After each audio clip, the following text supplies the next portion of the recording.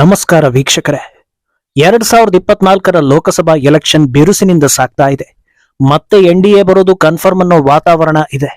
ಗೆಲುವು ಸುಲಭ ಅಂತ ಗೊತ್ತಿದ್ರೂ ಈ ಬಾರಿ ಮೋದಿ ನೇತೃತ್ವದ ಬಿಜೆಪಿ ಸಾಕಷ್ಟು ಕ್ರಾಂತಿಕಾರಿ ನಿರ್ಧಾರಗಳನ್ನ ತೆಗೆದುಕೊಂಡು ಸುದ್ದಿಯಾಯಿತು. ಈ ಪೈಕಿ ಅಭ್ಯರ್ಥಿಗಳ ಘೋಷಣೆ ಕೂಡ ಪ್ರಮುಖವಾಗಿತ್ತು. ಈ ಅಭ್ಯರ್ಥಿಗಳ ಪೈಕಿ 10 ಜನರನ್ನ ಬಿಜೆಪಿಯ ಭವಿಷ್ಯದ ಲೀಡರ್ಗಳು ಅಂತಲೇ ಹೇಳಲಾಗ್ತಾ ಇದೆ.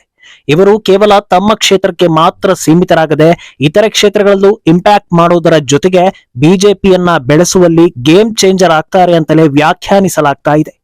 ಇಡೀ ಭಾರತದಾದ್ಯಂತ ಬೇರೆ ಬೇರೆ ರಾಜ್ಯಗಳಲ್ಲಿ ಈ ನಾಯಕರು ಉದಯಿಸಿದ್ದು ಮುಂದಿನ ದಿನಗಳಲ್ಲಿ ಬಿಜೆಪಿ ಹಿಂದೆಂದಿಗಿಂತ ಬಲಿಷ್ಠವಾಗಲಿದೆ ಅನ್ನೋದು ರಾಜಕೀಯ ವಲಯದಲ್ಲಿ ಚರ್ಚೆ ಆಗ್ತಾ ಇದೆ. ಅದರಲ್ಲೂ ಸದ್ಯ ಬಿಜೆಪಿಯ ಸಂಕಲ್ಪ ಆಗಿರೋ ಮಿಷನ್ 2047ರಲ್ಲೂ ಇವರದ್ದು ಪ್ರಮುಖ ಪಾತ್ರ ಆಗಲಿದೆ ಅಂತ ಹೇಳಲಾಗ್ತಾ ಇದೆ. ಹಾಗಿದ್ರೆ ಇವರೆಲ್ಲ ಯಾರು, ಇವರನ್ನ ಯಾಕೆ ಗೇಮ್ ಚೇಂಜರ್ ಎನ್ನಲಾಗ್ತಾ ಇದೆ, ಇದೆಲ್ಲವನ್ನ ಒನ್ ಬೈ ಒನ್ ವಿವರಿಸ್ತಾ ಹೋಗ್ತೀವಿ. ಈ ವಿಡಿಯೋವನ್ನ ತಪ್ಪದೇ ಕೊನೆ ತನಕ ನೋಡಿ. ಅದಕ್ಕೂ ಮುನ್ನ ಮೀಡಿಯಾ ಮಾನ್ಸ್ಟರ್ ಚಾನೆಲ್ ಅನ್ನ ತಪ್ಪದೇ ಸಬ್ಸ್ಕ್ರೈಬ್ ಮಾಡಿ. ಎಸ್, ಅಂದಹಾಗೆ ಬಿಜೆಪಿಯ ಫ್ಯೂಚರ್ ಇಂಪ್ಯಾಕ್ಟ್ ಮಾಡೋ ಲೀಡರ್ಸ್ ಅಂದಾಗ ಎಲ್ಲರ ಮನಸ್ಸಲ್ಲಿ ಬರೋ ಮೊದಲ ಹೆಸರೇ ಅಣ್ಣಾಮಲೈ. ಈ ಲಿಸ್ಟ್ ನಲ್ಲಿ ಮೊದಲ ಹೆಸರು ಕೂಡ ಅವರದ್ದೇ. ಪ್ರತಿಷ್ಠಿತ IPS ಹುದ್ದೆಗೆ ರಾಜೀನಾಮೆ ನೀಡಿ ಬಿಜೆಪಿ ಸೇರ್ಕೊಂಡಿದ್ದ ಅಣ್ಣಾಮಲೈಗೆ ಯಾವೆಲ್ಲ ರೀತಿಯ ಟೀಕೆಗಳು ಬಂದಿದ್ವು ಅನ್ನೋದನ್ನ ನೋಡಿದ್ದೀರಿ. ಕೇವಲ 5 ವರ್ಷಗಳ ಅಂತರದಲ್ಲಿ ಅಣ್ಣಾಮಲೈ ಬೆಳೆದ ರೀತಿ ರಾಷ್ಟ್ರ ರಾಜಕಾರಣದಲ್ಲಿ ಇತಿಹಾಸ ಆಗುತ್ತೆ ಅನ್ನೋದರಲ್ಲಿ ಯಾವ ಅನುಮಾನವೂ ಇಲ್ಲ. ಬಿಜೆಪಿ ಬಲಿಷ್ಠ ರಾಜ್ಯದಲ್ಲಿ ಹೋಗಿ ನಿಂತು ಚುನಾವಣೆ ಎದುರಿಸಿ ಗೆದ್ದಿದ್ರೆ ಅದು ಬೇರೆಯದೇ ರೀತಿ, ಅಥವಾ ತಮಿಳುನಾಡಿನಲ್ಲಿ ಅಧಿಕಾರ ಇರೋ ಪಕ್ಷಕ್ಕೆ ಸೇರಿ ಗೆದ್ದಿದ್ರೆ ಅದು ಇನ್ನೊಂದು ರೀತಿ. ಆದ್ರೆ ಅಣ್ಣಾಮಲೈ ಶ್ರಮ ಹಾಕಿದ್ದು ಬಿಜೆಪಿಗೆ ನೆಲೆಯೇ ಇಲ್ಲದ ಸ್ಥಳದಲ್ಲಿ. ಪಕ್ಷದೊಳಗೆ ಶ್ರಮಕ್ಕೆ ತಕ್ಕ ಸ್ಥಾನವನ್ನ ನೀಡಿದ್ರು. ಮೊದಲು ನಾನೊಬ್ಬ ಕಾರ್ಯಕರ್ತ ಅನ್ನೋ ರೀತಿಯಲ್ಲಿ ಅಣ್ಣಾಮಲೈ ಗ್ರೌಂಡ್ ಲೆವೆಲ್ ಪಾಲಿಟಿಕ್ಸ್ಗೆ ಇಳಿದ್ರು. ಸರ್ಪ್ರೈಸ್ ಅನ್ನೋ ಹಾಗೆ ಅವರಿಗೆ ಕೊಯಂಬತ್ತೂರ್ ಕ್ಷೇತ್ರದಿಂದ ಸ್ಪರ್ಧಿಸುವಂತೆ ಹೈಕಮಾಂಡ್ ಟಿಕೆಟ್ ಕೂಡ ನೀಡಿದ್ದಾಯ್ತು. ಸದ್ಯದ ವಾತಾವರಣದಲ್ಲಿ ಅವರು ಗೆದ್ದು ಬರೋದು ಕನ್ಫರ್ಮ್ ಎನ್ನಲಾಗ್ತಾ ಇದೆ.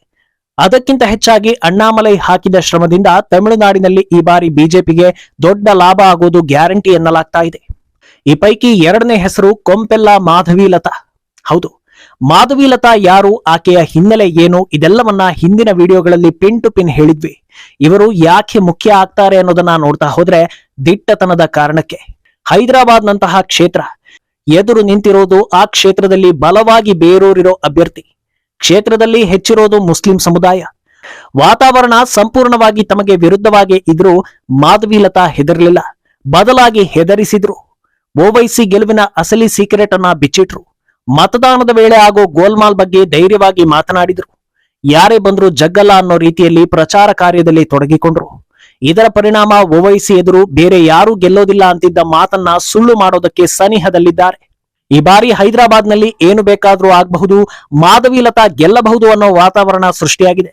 ಆದ್ರಿಂದ ಇವರು ಭವಿಷ್ಯದ ನಾಯಕಿ ಅಂತ ಪರಿಗಣಿಸಲಾಗ್ತಾ ಇದೆ.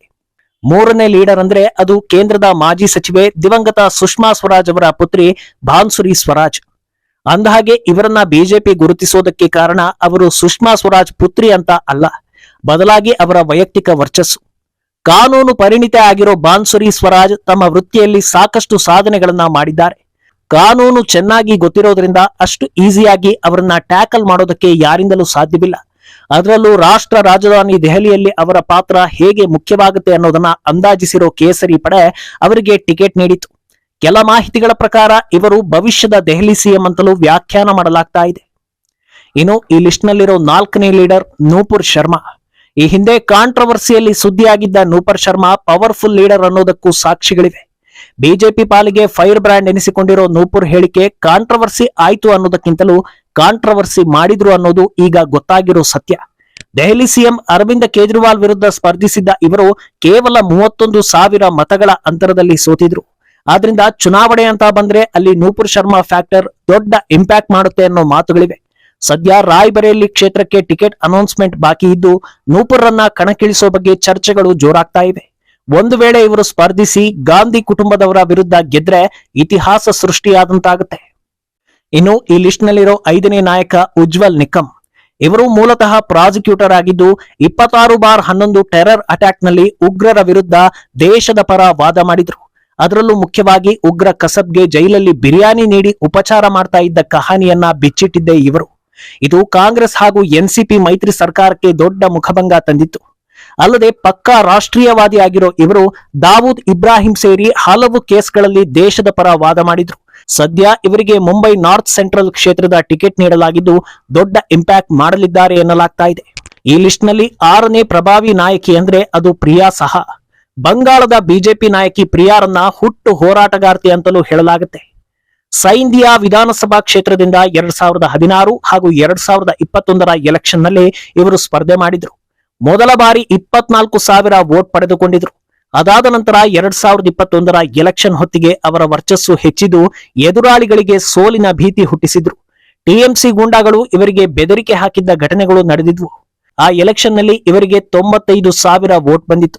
ಇವರ ಪ್ರಾಬಲ್ಯ ಅರಿತಿರೋ ಬಿಜೆಪಿ ಈ ಬಾರಿ ಲೋಕಸಭಾ ಟಿಕೆಟ್ ನೀಡಿದ್ದು ಬೋಲಾಪುರ ಕ್ಷೇತ್ರದಿಂದ ಕಣಕ್ಕಿಳಿಸ್ತಾ ಇದೆ.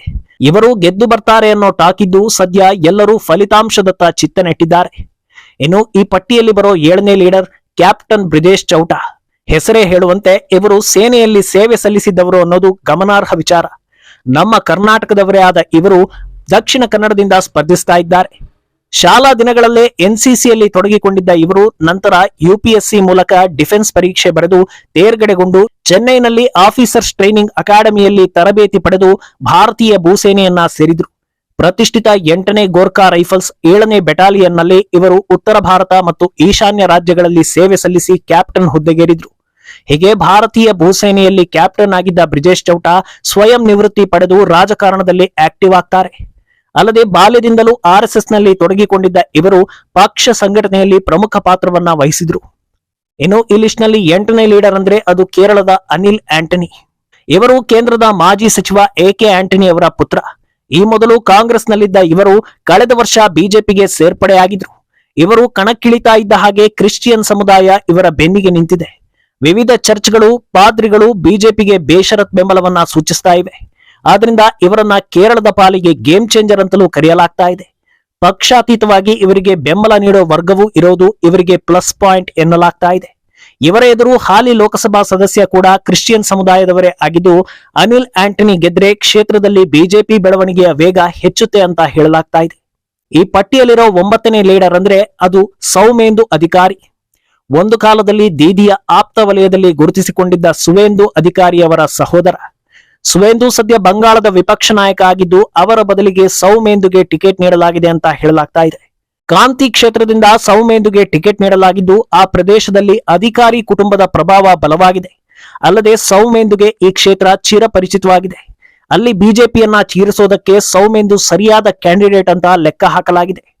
ಇನ್ನು ಈ ಲಿಸ್ಟ್ ನಲ್ಲಿರೋ 10ನೇ ಲೀಡರ್ ಕರ್ನಾಟಕ ಬಿಜೆಪಿಯ ಯುವ ನಾಯಕ ತೇಜಸ್ವಿ ಸೂರ್ಯ. ಈಗಾಗಲೇ ಬೆಂಗಳೂರು ದಕ್ಷಿಣದಿಂದ ಗೆದ್ದು 1 ಬಾರಿ ಎಂಪಿ ಆಗಿದ್ದ ತೇಜಸ್ವಿ ಸೂರ್ಯ ಮತ್ತೊಮ್ಮೆ ಸ್ಪರ್ಧಿಸಿ ರಿಸಲ್ಟ್ಗಾಗಿ ಎದುರು ನೋಡ್ತಾ ಇದ್ದಾರೆ.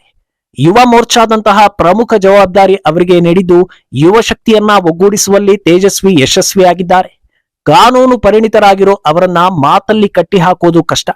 ಈಗಾಗಲೇ ವಿವಿಧ ರಾಜ್ಯಗಳಲ್ಲಿ ಪ್ರಚಾರ ಸೇರಿ ಹಲವು ಪಕ್ಷ ಸಂಘಟನೆ ಕಾರ್ಯದಲ್ಲಿ ತೊಡಗಿರೋ ಅವರು ಬಿಜೆಪಿಯ ನ್ಯಾಷನಲ್ ಫೇಸ್ ಆಗಿ ಗುರುತಿಸಿಕೊಂಡಿದ್ದಾರೆ.